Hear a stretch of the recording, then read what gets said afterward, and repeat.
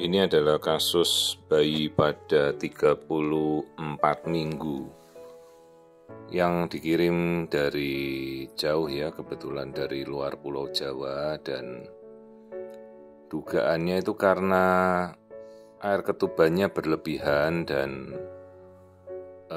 rekaman detak jantung atau CTG-nya ini yang tidak bagus ya, artinya rekaman detak jantungnya ini mencurigakan.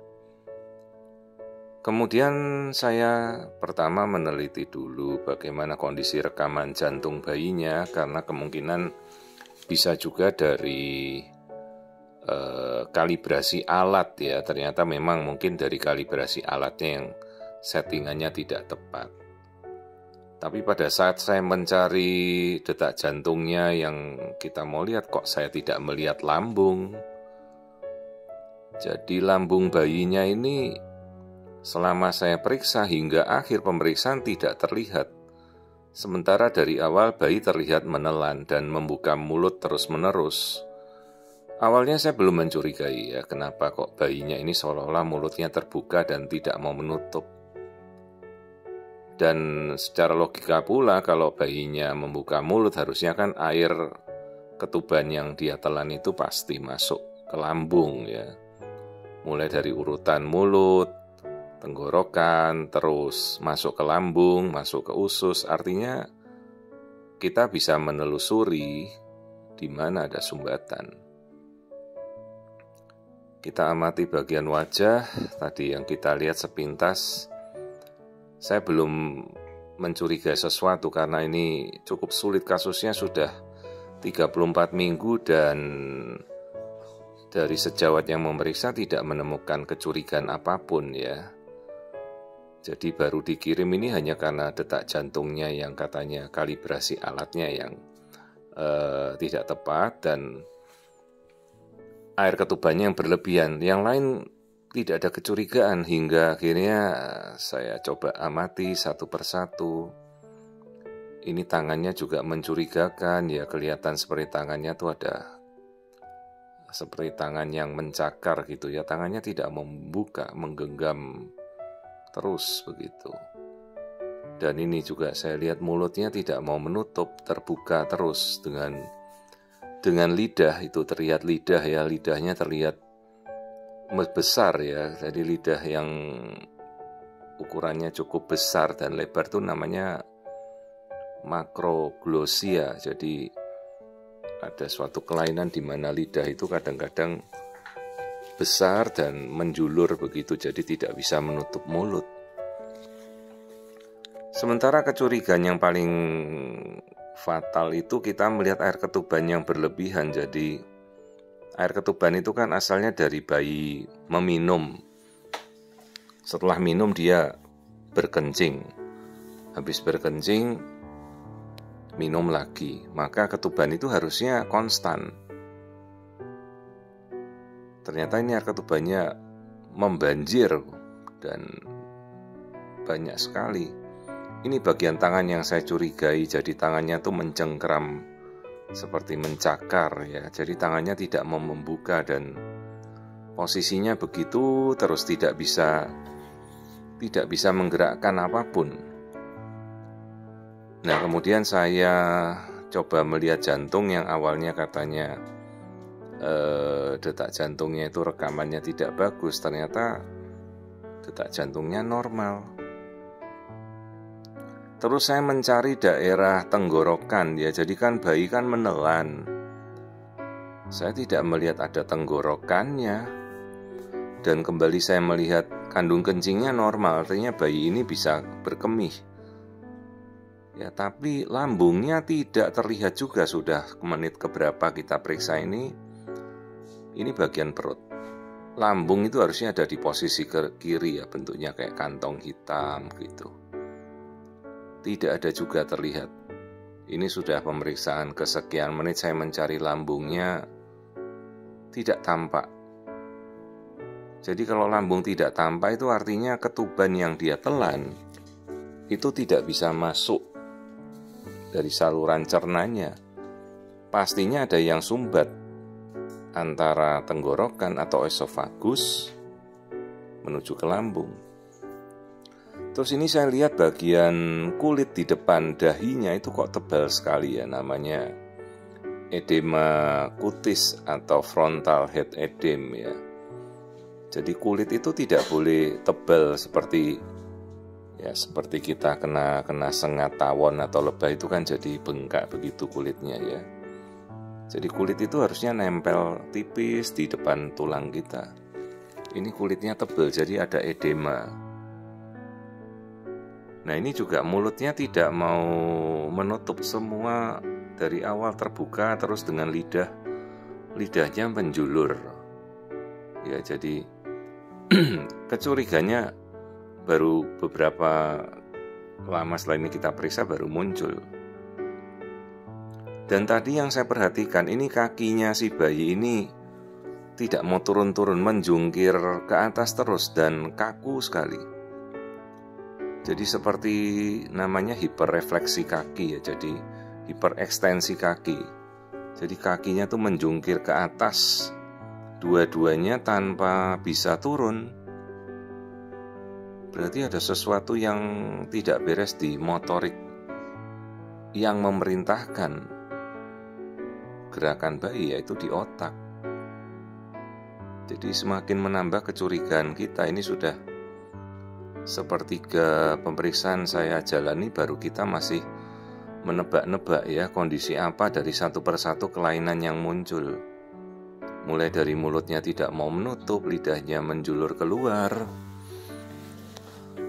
dan ada ya tampilan wajah yang tidak normal seperti pada bentuk wajah bayi normal ya. Jadi bentuknya tuh cenderung bulat begitu. Jadi round face mukanya. Beberapa kondisi ini sudah kita pikirkan menuju ke suatu kelainan trisomi 18 atau Edwards syndrome. Ya. Saya coba mencari tulang hidungnya hidung ada, tapi nasal bone-nya ini kecil sekali. Hipoplastik. Dan ini bentuk mata, lensa mata ada bagus ya. Lubang hidung juga normal, dan tapi mulutnya tidak mau nutup juga, masih terbuka. Jadi kemungkinan kondisi seperti itu ada istilahnya makroglosia atau lidahnya terlalu lebar dan besar, atau ada istilah namanya laringomalasia, di mana lidah itu jatuh, nggak bisa bergerak. Efeknya ya bayi tidak bisa menelan ya. Ini yang saya lihat dari tampilan wajah. Jadi tadi mulai dari tangan yang kelihatan mencakar, kaki yang menjuntai ke atas, bentuk wajah yang bulat. Biasanya juga nanti bentuk tempurung kepalanya itu juga bulat ya. Tempurung kepala kan harusnya oval. Ini saya coba mengamati dari wajah kembali ya, masih tetap mulutnya terbuka terus, tidak mau nutup. Jadi ada yang tidak beres dari fungsi otak yang mengatur motorik. Motorik itu termasuk otot wajah. Bayinya tidak bisa mengatupkan mulut, tangannya tidak bisa bergerak, tetap mencakar, dan kakinya menjungkir ke atas. Nah ini kita lihat bentuk kepala ya, yang kita mencurigakan namanya brachicepal, jadi bentuk kepala yang bulat. Dan struktur otak yang kita curiga memang ada suatu kelainan, seperti ada bagian hitam di otak itu yang mencurigakan adanya bagian otak yang terbentuk tidak sempurna. Namun saya tidak mengejar lagi ke bagian otak karena kelainan-kelainan lain sudah beberapa terdiagnosa dan sudah cukup kentara ya, cukup berat, yang mendukung ke arah dugaan trisomi 18 nih. Otaknya jadi lebih besar, kepala, sementara badannya kecil. Ditambah kondisi itu namanya jadi kelompok growth restriction, jadi ukuran antara kepalanya membesar dengan perut bayinya yang kecil. Ini air ketuban yang berlebihan ya. Nah, saya cari kembali bagian lambung juga tak terlihat hingga menit keberapa kita periksa. Ini sudah total pemeriksaan ini hampir sampai setengah jam lebih. Kemudian saya melihat struktur jantung, jantungnya normal. Nah, kalau jantung ini sistemnya otonom ya, jadi dia ada fungsi saraf simpatis, parasimpatis sendiri namanya. Tidak dipengaruhi oleh otak. Dia punya sistem kelistrikan sendiri, dan sambil saya mencari tenggorokan kok nggak terlihat di bagian leher. Ya. Sementara bentuk jantung normal, detakan jantung normal. Jadi justru awalnya pasien dikirim karena kecurigaan kelainan jantung malah dan air ketuban berlebih. Ini pasien dari luar pulau. Jadi malah ketemu kondisi-kondisi yang mencurigakan yang lain ya. Jadi namanya suspek dari atresia oesophagus. Jadi saluran makannya ini tidak terbentuk, tidak sampai ke lambung. Nah, ini saya masih mencari daerah wajah kembali karena ini minggunya sudah 34 dan ibu ini perutnya sangat besar ya, terdistensi karena ketubannya berlebihan. Ya, dan itu suatu kondisi di bagian otak yang saya lihat kok tidak sesuai kondisi normal ya. Bagian tengahnya tuh ada yang ya kita bilang bolong begitu ya, yang hitam itu bagian tengah itu bagian otak yang tidak beres di bagian ventricle 3 dan kemudian daerah corpus callosum. Ya itu, cuma ini tidak saya kejar lebih lanjut karena kelainan yang lainnya sudah banyak sekali. Sementara ini ibunya penerbangan, aduh kalau sampai pecah ketuban di pesawat ya kasihan ya. Ini namanya edema kutis. Tapi ya untunglah tidak terjadi apa-apa dan akhirnya bisa kita terima untuk kita screening, kita lihat kondisi apa sebenarnya yang terjadi. Ya, awalnya hanya detak jantung katanya tidak teratur, ternyata jantungnya normal. Ini 4 ruang jantungnya bagus ya. Tidak ada masalah. Dan rekaman detak jantungnya baik. Tapi kelainan-kelainan fisik anatomi yang lain akhirnya kita temukan semua kelainan. Ini mulutnya masih tertutup, terbuka, dan kaki juga masih menjungkir ke atas. Kepalanya bentuknya bulat, wajahnya bulat. Nah, ini baru saya memikir kenapa ini kakinya kok bentuknya aneh seperti ditekuk ke atas dan tidak mau turun kedua kaki ini. Tangannya juga tidak mau bergerak. Jadi pasti fungsi otaknya sudah lumpuh, sudah cacat. Karena pergerakan motoriknya tidak bisa dilakukan. Sudah spastik atau kaku ya. Itu mulutnya juga tetap terbuka ya. Artinya kalau mulutnya terbuka kan otot-otot wajah sudah tidak bisa berfungsi. Kelumpuhan, jadi kemungkinan cerebral palsi. Ini bentuk tangannya yang seolah mencakar ini. Nah, itu tangannya seperti itu, tangannya mencakar, tidak mau membuka. Dari awal sampai akhir bentuknya seperti itu terus. Itu namanya clenfish.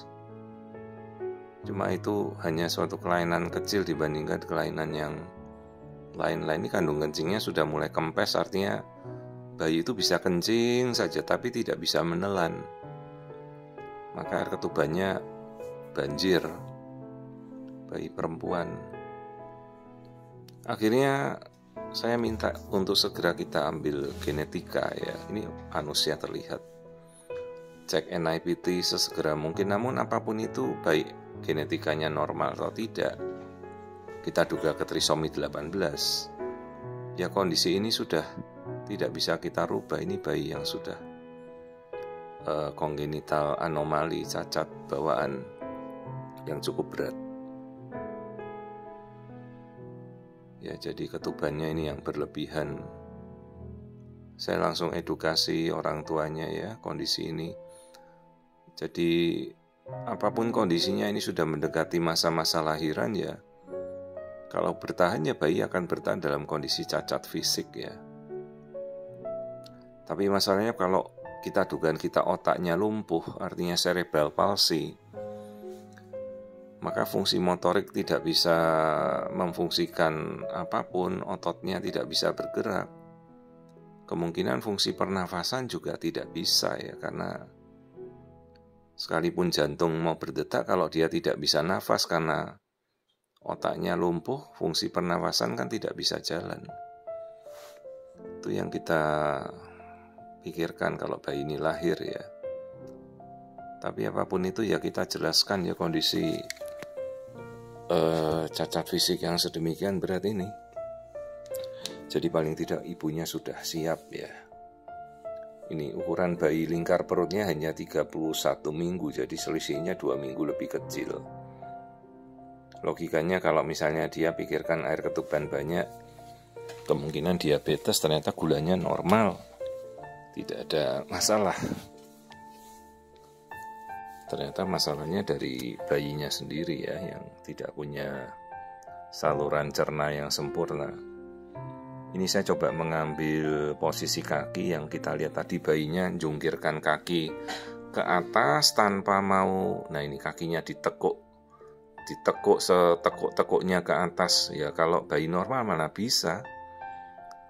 Dan ini kaku kayak robot sampai ke atas gitu ditekuknya ya. Kelaminnya perempuan ini bayinya, dan tangannya tidak bisa bergerak lagi. Jadi di dalam itu sudah spastik, sudah kaku sama sekali. Berarti kan ada fungsi motorik ototnya sudah rusak. Dan yang menggerakkan kan otak, berarti otak juga sudah cacat ya. Hiperekstensi namanya, hiperekstensi dari kaki tungkai. Jadi dari organ-organ tungkai tangan kakinya tidak bisa bergerak lagi. Sudah kaku. Jadi saya minta ibunya segera untuk kita cek genetika, namanya NIPT test. Meskipun itu mungkin menjawab dugaan kita ini trisomi 18, tapi apapun itu ya sudah tidak bisa merubah kondisi apapun. Tapi ya untunglah ya, jadi orang tua bisa tahu ya kondisinya seperti ini, daripada pas nanti dia lahir bayinya cacat fisik berat yang tidak diketahui. Untung juga dokternya meskipun tidak mengetahui kondisinya, tapi dia merujuk ya pada waktu yang masih kita bisa mengetahui. Itulah pentingnya kecurigaan dasar apapun itu. Kalau memang kita tidak jelas ya rujuk ya, kita refer. Anda bisa mencari, mungkin ada konsultan fetomaternal di kota Anda ya. Ingat, fetomaternal itu bukan USG ya. Fetomaternal itu adalah konsultan sub keilmuan dari dokter spesialis kandungan, harus sekolah lagi. USG ya alat ya. Jadi kalau pemeriksaan USG yang kita lakukan, USG fetomaternal, harus dilakukan oleh seorang konsultan, namanya konsultan spesialis fetomaternal ya. Tentu mungkin tidak di semua kota ada ya. Jadi kebetulan ini pasien dari luar pulau, pas akhirnya dirujuk lah. Untung masih kemudian sempat kita ketahuan kondisi-kondisinya. Jadi kita curiga ini trisomi 18 atau Edwards syndrome. Jadi kelainan-kelainan fisik pada bayinya kentara banget sampai menjungkir ke atas kakinya, tangannya mencakar, dan tidak bisa bergerak apapun. Kedua tungkai tangannya semuanya kaku, mulutnya juga terbuka. Ini yang kemudian saya lihat ini tali pusatnya. Tali pusat itu harusnya ada 3 pembuluh darah, tapi ini hanya 1 arteri dan 1 vena. Harusnya ada 2 arteri dan 1 vena ya. Ini namanya single umbilical artery. Jadi ini juga menambah kecurigaan kita ke arah trisomi 18 atau sindrom Edwards. Dan sindrom Edwards itu memang tidak kompatibel untuk suatu kehidupan ya. Jadi kita sambil melakukan pemeriksaan genetik ya, kita tunggu hasilnya, dan orang tua sudah mengetahui kasus ini ya. Dan ini prognosisnya buruk. Kemungkinan kalaupun lahir ini bayinya juga ya tidak bisa bertahan. Bukan kita mendahului, jadi keilmuan itu kita pakai untuk mendiagnosa ya. Ingat, dokter itu mendiagnosa ya, dokter tidak memvonis ya. Jadi tolong istilah-istilah dibilang dokter memvonis ya, tidak. Dokter itu mendiagnosa ya. Nah, kita ada keilmuan, kita bisa melakukan pemeriksaan tanpa kita mendahului yang di atas. Jadi inilah keilmuan yang bisa kita pakai untuk mengetahui kondisi bayi meskipun bayinya cacat. Jadi kita mempersiapkan mental dan fisik juga pada ibunya menghadapi persalinan dengan anak yang ada kebutuhan fisik yang handicap yang berat ya, paling tidak mereka siap. Jadi bayangkan kalau sampai dia lahir tidak diketahui kondisinya, tentu akan kaget luar biasa. Nah, sekarang ibunya sudah mengetahui, orang tuanya sudah tahu, keluarganya juga mengerti bahwa kebetulan ini anak pertama lagi ya, dan ya mereka sudah siap, segalanya sudah kita jelaskan ya. Kondisi yang terburuk dari bayinya kemungkinan tidak bisa bertahan, itu kakinya sampai menahan di dagu ya, tidak bisa turun-turun. Jadi ini polyhydramnios dengan suatu kondisi kelainan multiple congenital anomali. Tadi yang sudah kita jelaskan di awal, kelainannya banyak sekali. Ya, dan kita menunggu nanti cek genetika sambil orang tuanya kan juga bersiap ya. Kalaupun bayinya lahir kemungkinan tidak bertahan karena fungsi otak tidak bisa memerintahkan organ pernafasan ya. Kalau jantung, organ jantung pasti berdetak karena dia punya kelistrikan sendiri ya. Tapi kalau paru-paru harus diperintah oleh otak. Paru-paru hanya bisa berfungsi kalau otak berjalan. Kalau otak kita rusak ya jadi tidak berfungsi dan tidak bisa bernapas.